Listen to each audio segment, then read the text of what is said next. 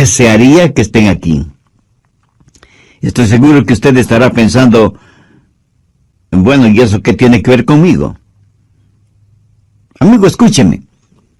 Hay más de una clase de prisión. Barras metálicas pueden hacer una prisión, pero hay otras cosas que forman prisiones, y muchos de ustedes están viviendo en mazmorras de desesperación. Otros están encerrados tras murallas de resistencia y rebeldía. Hay unos cuantos más encadenados a circunstancias adversas con grilletes de miedo. Así que, ¿lo ve? Hay más de una clase de prisión. Y lo que Pablo dice aquí es tan increíblemente relevante que no podemos pasarlo por alto. Él sabía que no podía salir de esa cárcel romana y decidió, por así decirlo, remodelar el lugar, no en lo exterior, sino en lo interior. Por eso en Filipenses 4:11 dice, he aprendido a contentarme cualquiera que sea mi situación. Bien, ¿cuáles son esos 5 principios que encontramos en esta porción de las Escrituras? Creo que será bueno leer los versículos pertinentes y luego los estudiaremos uno por uno. Empecemos a leer en el verso 4. Regocijaos en el Señor siempre. Otra vez digo, regocijaos. Vuestra gentileza sea conocida de todos los hombres. El Señor está cerca. Por nada estéis afanosos, sino sean conocidas vuestras peticiones delante de Dios en toda oración y ruego, con acción de gracias. Y la paz de Dios, que sobrepasa todo entendimiento, guardará vuestros corazones y vuestros pensamientos en Cristo Jesús. Por lo demás, hermanos, todo lo que es verdadero, todo lo honesto, todo lo justo, todo lo puro, todo lo amable, todo lo que es de buen nombre, si hay virtud alguna, si hay algo digno de alabanza, en esto pensad. Lo que aprendisteis y recibisteis y visteis en mí, esto haced. Y el Dios de paz estará con vosotros. Bien, comencemos a estudiar esos 5 pasos. Primer paso, aprenda a regocijarse en la presencia del Señor. Específicamente, veamos los versos 4 y 5. Regocijaos en el Señor siempre. Otra vez digo, regocijaos. Vuestra gentileza sea conocida de todos los hombres. El Señor está cerca. No debemos olvidar el motivo por el cual Pablo estaba preso, por predicar el Evangelio del Señor Jesucristo. Pero en esa cárcel no estaba solo. Sabía que Jesús estaba con él. Por eso dice esas extraordinarias palabras, regocijaos en el Señor siempre, el Señor está cerca. Por favor, note que Pablo no está haciendo referencia a la profetizada segunda venida de Jesucristo a la tierra. Está diciendo que el Señor estaba ahí con él en esa prisión y por eso se regocijaba en el Señor. Y esto es algo extraordinario que todos debemos aprender, sin que importe en dónde estemos, o cuán oscura parezca la noche, o cuán lleno de obstáculos esté el camino, o cuán grande sea el problema. Jesucristo está con nosotros, siempre presente. Jesús mismo dijo, no te desampararé ni te dejaré. Y de lo que es mi experiencia personal, Él nunca ha dejado de cumplir sus promesas. Confiar en el Señor es la única manera de entender esa, de otra manera, ilógica declaración de Pablo, regocijaos en el Señor siempre. Ahora quiero que entienda lo siguiente en forma muy clara. Usted no se regocija en las circunstancias. ¿Cómo puede regocijarse si está en la cárcel y su compañero de celda es un hombre totalmente depravado y el calabozo es frío, húmedo, maloliente, infestado con ratas? No, usted no puede regocijarse en esas circunstancias. Usted se regocija en la realidad de que nada puede separarle del amor de Dios que es en Cristo Jesús. El apóstol Pablo, cuando escribió a los creyentes en Roma, les dijo, ¿quién nos separará del amor de Cristo? ¿Tribulación, o angustia, o persecución, o hambre, o desnudez, o peligro, o espada? Como está escrito, por causa de ti somos muertos todo el tiempo. Somos contados como ovejas de matadero. Antes, en todas estas cosas, somos más que vencedores por medio de aquel que nos amó. Por lo cual estoy seguro que ni la muerte, ni la vida, ni ángeles, ni principados, ni potestades, ni lo presente, ni lo porvenir, ni lo alto, ni lo profundo, ni ninguna otra cosa creada nos podrá separar del amor de Dios que es en Cristo Jesús, Señor nuestro. Nuestro gozo en el Señor debe ser continuo, no esporádico. Por eso Pablo dice, regocijaos en el Señor siempre. Y eso literalmente significa todo el tiempo, cada día, cada semana, cada mes, cada año, cada segundo. Y no debido a las circunstancias, sino a pesar de las circunstancias. No olvide que Pablo escribió estas palabras estando en una prisión. El gozo en el Señor debe ser como un termostato, no como un termómetro. El termómetro registra las condiciones. El termostato regula o controla las condiciones. Se dice que la felicidad está relacionada con el termómetro. Si usted está relativamente bien, se siente feliz. Pero cuando la temperatura sube, se siente infeliz. Su concepto de felicidad es como una montaña rusa, unas veces arriba y otras veces abajo. ¿Por qué? Porque su felicidad depende de las circunstancias. En cambio, el verdadero gozo en el Señor es constante porque Jesucristo no cambia. ¿Sabe lo que debemos aprender a hacer?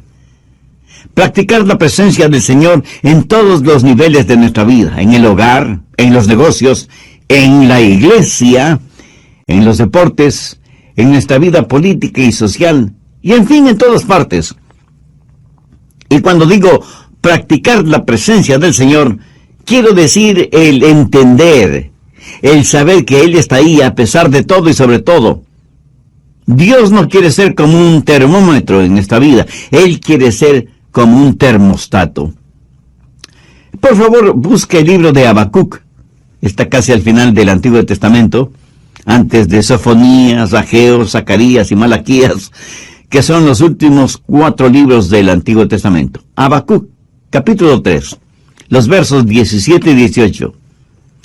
Aunque la higuera no florezca, ni en las vides haya frutos, aunque falte el producto del olivo, y los labrados no den mantenimiento, y las ovejas sean quitadas de la majada, y no haya vacas en los corrales, con todo, yo me alegraré en Jehová, y me gozaré en el Dios de mi salvación.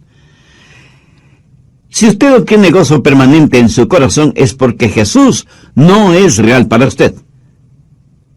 No importa que usted esté muy enfermo físicamente o abatido espiritualmente, Jesús siempre está junto a usted. Y si usted no lo siente cercano, no es culpa de Jesús, es culpa únicamente suya. Jesucristo, cuando estuvo a pocos días de su muerte en la cruz del Calvario, habló de este gozo. Por favor, busque el Evangelio de Lucas, capítulo 10, verso 21. En aquella misma hora Jesús se regocijó en el Espíritu y dijo, yo te alabo, oh Padre, Señor del cielo y de la tierra, porque escondiste estas cosas de los sabios y entendidos y las has revelado a los niños. Sí, Padre, porque así te agradó. Y un poco antes de ser arrestado, juzgado y sentenciado a morir en la cruz, Jesús dijo, estas cosas os he hablado para que mi gozo esté en vosotros y vuestro gozo sea cumplido. Veamos lo que dice el Salmo 16:11. Me mostrarás la senda de la vida, en tu presencia y plenitud de gozo. Eso es lo que, en síntesis, Pablo está diciendo. Aunque lo habían puesto en la cárcel y estaba fuertemente encadenado, no pudieron hacer lo mismo con el Cristo resucitado que estaba con él en esa prisión. Aunque los carceleros romanos no podían verlo, era una realidad. Sobre todo para Pablo ese momento. Regocijaos en el Señor siempre. Entonces el primer paso es regocijarse en el Señor. Si usted quiere tener una buena actitud mental, encuentre su gozo en el Señor, no en las circunstancias. Porque las circunstancias cambian, pero Jesús nunca cambia. Mírelo. considérelo, contémplelo, ámelo, encuentre su gozo en Él. Segundo paso, confíe en el poder del Señor. No solo que debe regocijarse en la presencia del Señor porque Él está junto a usted, sino que debe confiar, debe depender del poder del Señor. En el verso 6, Pablo dice, por nada estéis afanosos, si no sean conocidas vuestras peticiones delante de Dios en toda oración y ruego con acción de gracias. Ahora, ¿qué quiere decir el apóstol? Que si usted tiene un problema, debe contárselo a Dios. Y ya sé que algunos de ustedes inmediatamente me estarán diciendo, pero pastor, si es verdad que Dios lo sabe todo, ¿por qué debo contarle mi problema? Mi amigo, usted le cuenta sus problemas a Dios para beneficio suyo, no de Dios. Cuando usted le cuenta su problema, está demostrando que depende del poder de Dios para solucionarlo, y no de su propia sabiduría o fortaleza. Además, note que Pablo dice que debemos hacer conocer nuestros problemas a Dios en oración y ruego con acción de gracias. O sea, usted no está simplemente informando a Dios sobre sus problemas, sino que los presenta como parte de su oración y ruego, agradeciendo a Dios que le está escuchando. No viva extremadamente preocupado.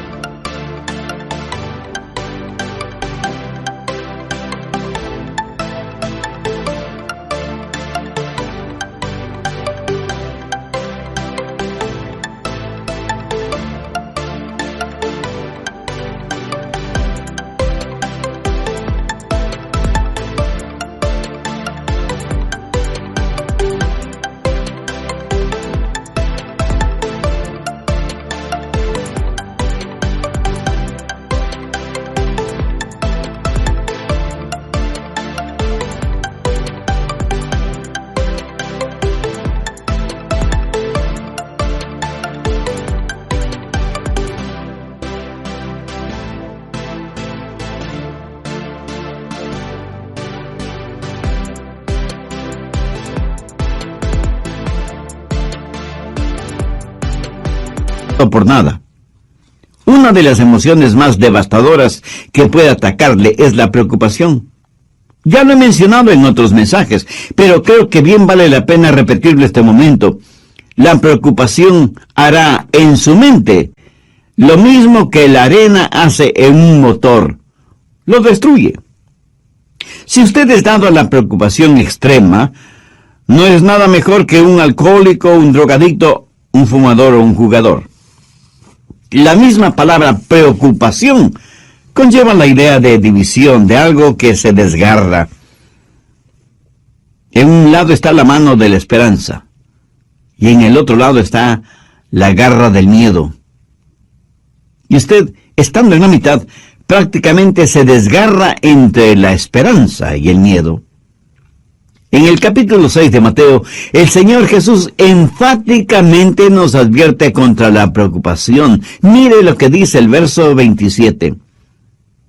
¿Y quién de vosotros podrá, por mucho que se afane, añadir a su estatura un codo?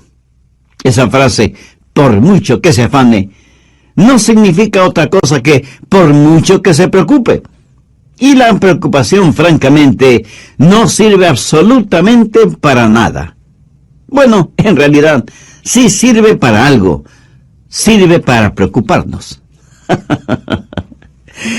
Pablo dice que no debemos estar afanosos, o sea, ansiosos, preocupados en demasía por cosas que son futuras, distantes, y sobre las cuales no sabemos realmente nada. Preocuparnos no nos hace ningún bien. La preocupación es como una silla mecedora, nos da algo en qué pensar, pero no nos conduce a ninguna parte. Los psicólogos del comportamiento humano dicen lo siguiente sobre la preocupación. 40% de aquello por lo cual nos preocupamos nunca llega a suceder. 30% ya ha sucedido, y la preocupación nada puede cambiar. 12% es una preocupación innecesaria para usted. 10% de nuestras preocupaciones son de variada índole, por lo cual no necesitamos preocuparnos. Y solo, escuche, y solo el 8% del resto se podría considerar digno de preocupación. Pero aún este grupo se subdivide en dos categorías: los que pueden hacer algo al respecto y los que no pueden hacer absolutamente nada. Ahora, si usted puede hacer algo al respecto, pues hágalo. Y deje de preocuparse. Y si no puede hacer nada, su preocupación no va a cambiar nada. Así que deje de preocuparse. Por cada mal debajo del sol, o hay una cura o no lo hay. Si la hay, búsquela hasta encontrarla. Y si no la hay, pues mi amigo, olvídese del asunto. Jesús dijo que nadie puede añadir ni un centímetro a su estatura por medio de la preocupación. Ese gran escritor norteamericano que fue Mark Twain dijo: soy un hombre viejo que he tenido muchas preocupaciones, la mayoría de las cuales nunca sucedieron. La preocupación es inútil y hasta una pérdida de tiempo. Mire lo que Jesús dijo en Mateo 6:34. Así que no os afanéis, o sea, no os preocupéis por el día de mañana, porque el día de mañana traerá su afán, o sea, su propia preocupación. Basta cada día su propio mal. Lo cual quiere decir que cada día llega con su propia carga de preocupaciones. La preocupación no elimina los sinsabores del mañana, más bien los aumenta. Y al mismo tiempo nos quita el gozo de hoy. Cubre con nubes el sol de nuestra alegría y siembra de espinas y abrojos el sendero de nuestras esperanzas.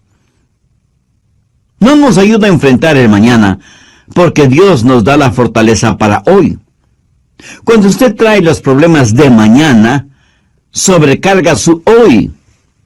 Y cuando usted llega al mañana, usted no está más listo de lo que estuvo hoy. Y la preocupación se vuelve el interés en problemas prestados. Además, usted llega al mañana menos preparado de lo que estuvo hoy y llega sin aliento porque trató de vivir el hoy en la fortaleza del mañana. Y al hacerlo, sobrecargó su hoy con las preocupaciones de su mañana. Y no me pida que lo repita todo eso, porque no podría hacerlo. Jesús dijo que esa manera de actuar era propia de los gentiles. Mire, Lucas 6:32. Porque los gentiles buscan todas estas cosas. Cuando usted se preocupa desmedidamente, actúa como un pagano. Y alguien me dirá: pastor, usted me hace sentir peor. Dígame que no, poniendo énfasis en primer lugar en la frase paulina, regocijaos en el Señor siempre.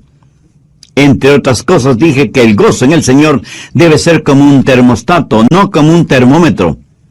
El termómetro registra las condiciones. El termostato regula o controla las condiciones. Se dice que la felicidad está relacionada con el termómetro. Si usted está relativamente bien, se siente feliz. Pero cuando la temperatura sube, pues se siente infeliz. Su concepto de felicidad es como una montaña rusa, unas veces arriba y otras veces abajo. Su felicidad depende de las circunstancias. En cambio, el verdadero gozo en el Señor es constante, porque Jesucristo no cambia. Bien, vamos a continuar con el material para hoy. Aunque no debemos preocuparnos excesivamente por nada, debemos orar fervientemente por todo. Y no faltará quien esté pensando ahora mismo: Pastor Rogers, ¿qué sabe usted de eso? Seguramente nunca ha tenido problemas ni preocupaciones. Mi amigo, permítame decirle lo siguiente. Si pudiera poner sus problemas en un montón y mis problemas en otro montón, y le diera a escoger qué montón quisiera usted tener, le aseguro que sin ninguna duda usted escogería su propio montón. Espero que me haya entendido. Y permítame decirle algo más. Esto de por nada estéis afanosos, si no sean conocidas vuestras peticiones delante de Dios, no lo escribí yo, sino el apóstol Pablo, por inspiración divina. Así que la cura, el remedio para los afanes y preocupaciones, es sencillamente el orar a Dios, que está junto a usted, y que nunca le dejará. Oración que le dará poder, provisión y paz. En una revista encontré el siguiente pequeño artículo y dice: me encontré con Dios en la mañana cuando comenzaba el día, cuando su gloria llegaba hasta mi pecho con la salida del sol. Durante todo el día su presencia estuvo conmigo y juntos navegamos en mares tranquilos y tumultuosos. Otros barcos fueron azotados y barridos por la tormenta, pero los mismos vientos que ellos enfrentaron se transformaron en suave brisa frente a nuestro barco, porque Él estaba conmigo. Y pensé en otras mañanas, con gran remordimiento, cuando aflojé las amarras y me alejé de su presencia. Así que creo que conozco el secreto aprendido en el sendero de los problemas. Hay que buscar a Dios en la mañana, si queremos que Él esté con nosotros durante todo el día. Abra la puerta de cada mañana con oración. Si algo es lo suficientemente grande como para preocuparle a usted, también es lo suficientemente grande delante de Dios y Él le ayudará. Mi amigo, no piense que hay cosas demasiado pequeñas o insignificantes como para dárselas o decírselas a Dios. Ore a Dios por todo y en todo tiempo. Se cuenta de un misionero en África que un día se encontró frente a un voraz león y oró y pidió a Dios que le librara de las garras y fauces de ese león. Y Dios así lo hizo. Esa noche en su casa, él trató de dormir, pero un mosquito lo mantuvo despierto toda la noche. A la mañana siguiente, él tenía profundas ojeras por el hecho de haber estado despierto toda la noche. Ese mismo momento el Espíritu Santo habló a su corazón diciéndole: pediste al Padre que te librara del león, pero pensaste que podías enfrentar al mosquito por ti mismo y perdiste la batalla, ¿verdad? Piénselo. ¿Por qué esto nos sucede a todos? Creemos que necesitamos a Dios para las cosas grandes, pero no para las cosas pequeñas. Esas las podemos manejar nosotros mismos. ¡Qué tremendo error! Por nada estéis afanosos, si no sean conocidas vuestras peticiones delante de Dios en toda oración y ruego con acción de gracias. Algunos dicen: pastor, es que yo no quiero molestar a Dios con cosas insignificantes.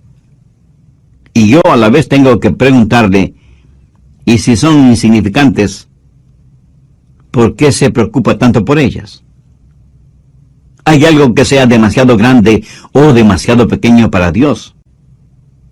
¿Sabe cuál es en realidad nuestro mayor problema? El dejar a Dios fuera de nuestros problemas. Tercer paso: medite en la provisión del Señor. Cuando pedimos a Dios que nos ayude, debemos hacerlo con una actitud de agradecimiento. Pablo termina el verso 6 con las siguientes palabras: con acción de gracias. Ahora, si usted le pide más a Dios, pero no le agradece por lo que ya le ha dado, yo no creo que sus oraciones serán contestadas como usted quisiera que le contestaran. ¿Sabía que no hay mayor expresión de fe que la gratitud y que la preocupación es la mayor expresión de ingratitud? Piénselo. La gratitud es la mayor expresión de la fe y la ingratitud es la mayor expresión de la ingratitud, de la preocupación, de la incredulidad. Por lo tanto, rehúse el preocuparse innecesariamente.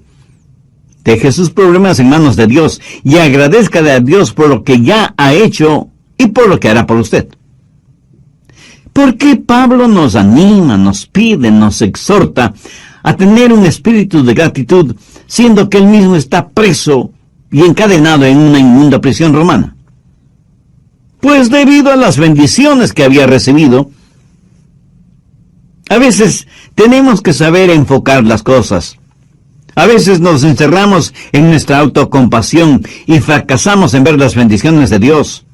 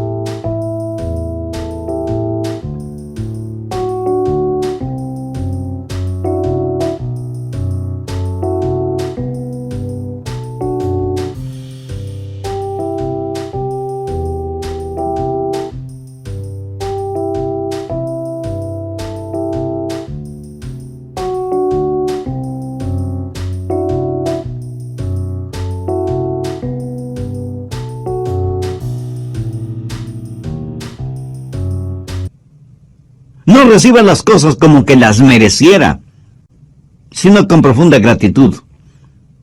Busque el Salmo 68, 19. Bendito el Señor.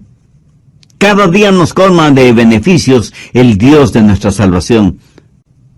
Note que después de este verso hay una palabra, Selah. Esta palabrita significa piense, medite en lo que acaba de leer.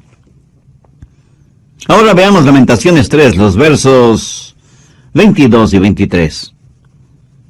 Por la misericordia de Jehová no hemos sido consumidos, porque nunca decayeron sus misericordias. Nuevas son cada mañana. Grande es tu fidelidad. Si usted se encuentra en una cárcel, agradézcale a Dios por sus bendiciones espirituales. Si goza de libertad física, agradézcale a Dios por sus bendiciones espirituales. En todo tiempo y en toda ocasión, agradézcale a Dios por las bendiciones visibles, así como por las bendiciones invisibles. Permítame compartir con usted lo que hasta ahora he aprendido en mi peregrinar en esta tierra.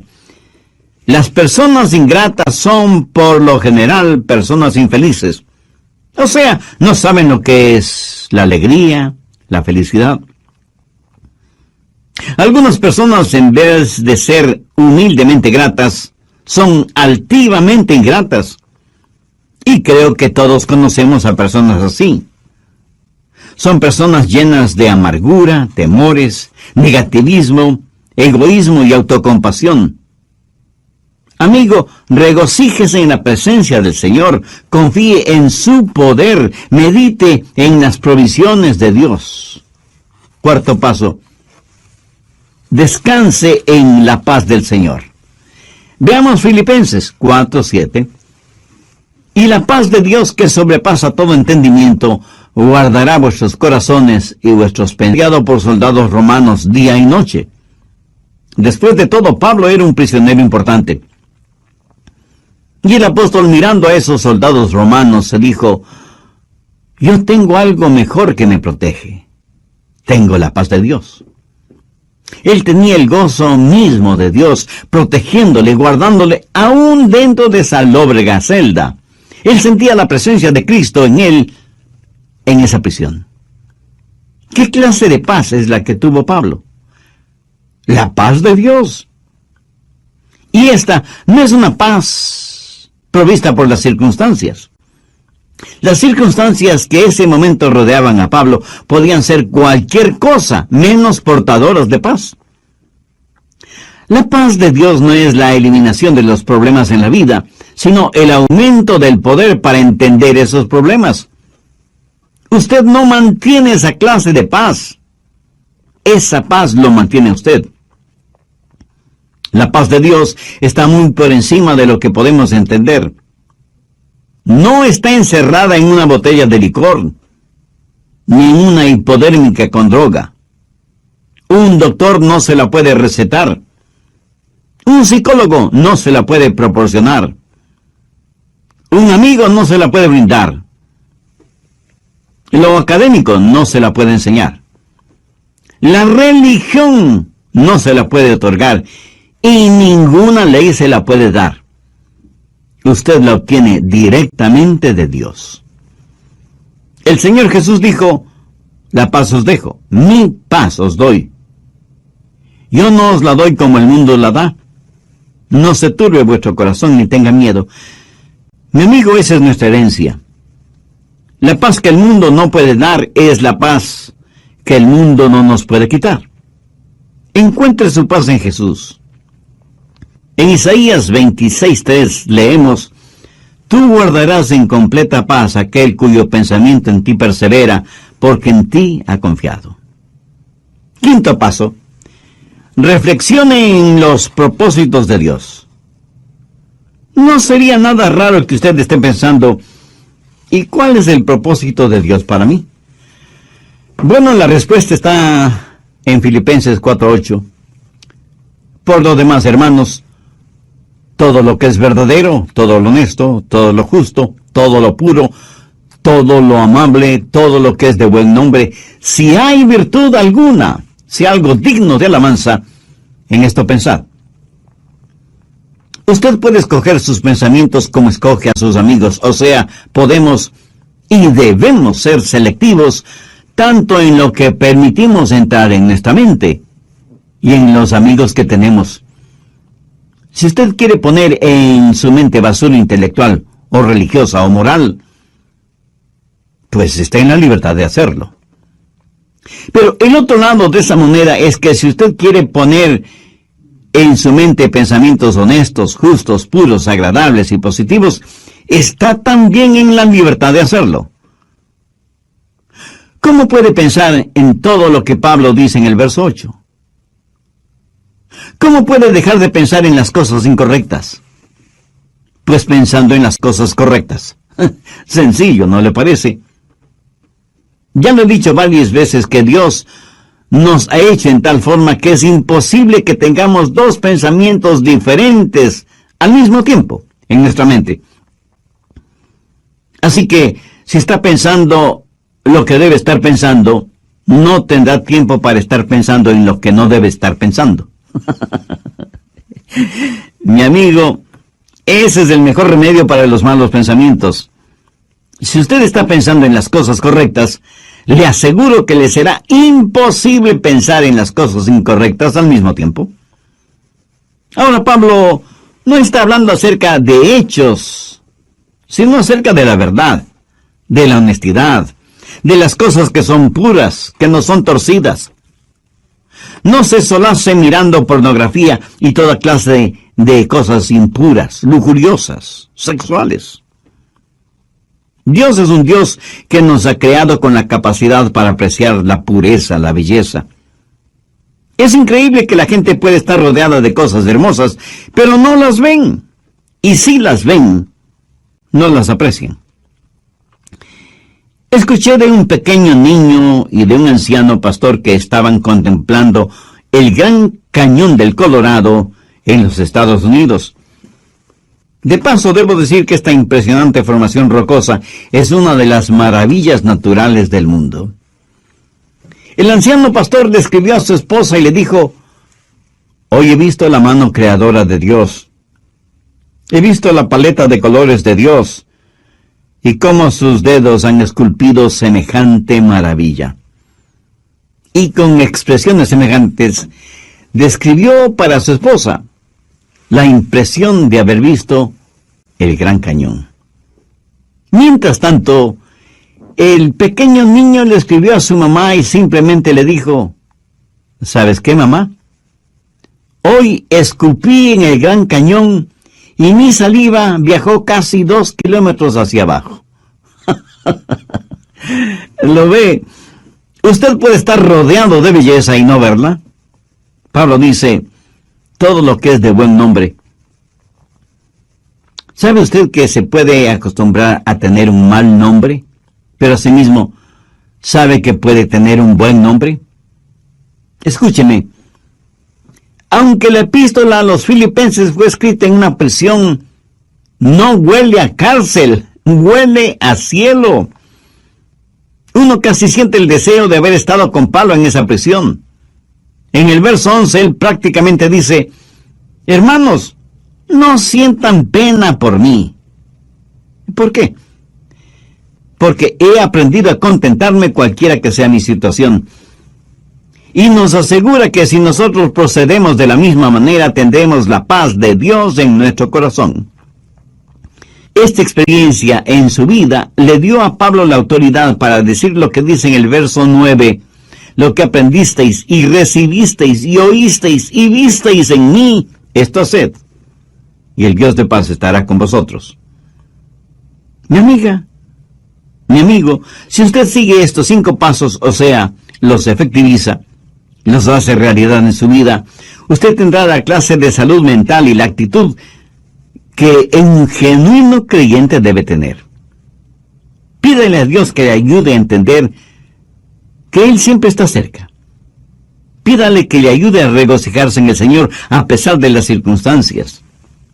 Ponga en las manos de Dios sus problemas y permita que Él le proteja y le cuide, porque Él así quiere hacerlo.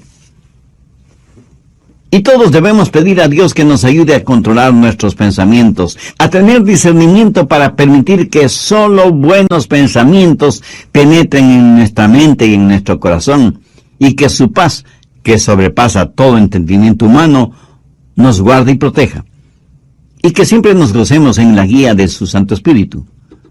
Si usted aún no conoce a Cristo como su Salvador, sabe que uno de los pensamientos más sublimes que puede tener y hacer realidad es precisamente el tener a Cristo como su Salvador.